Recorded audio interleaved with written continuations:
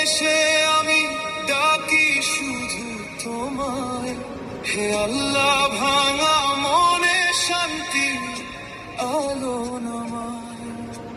সিজদার ভেজা মাটিতে লুকানো কত ব্যথা, তুমি ছাড়া এই দুনিয়াতে কে বুঝে আমার কথা। চোখের জলে লিখে যাই মনের সবার জি, হারিয়ে গিয়ে খুঁজি আবার তোমারই দয়ার রশ্মি।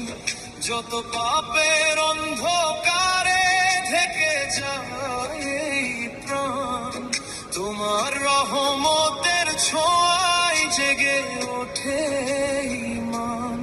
যখন সবাই দূরে সরে তুমি থাকো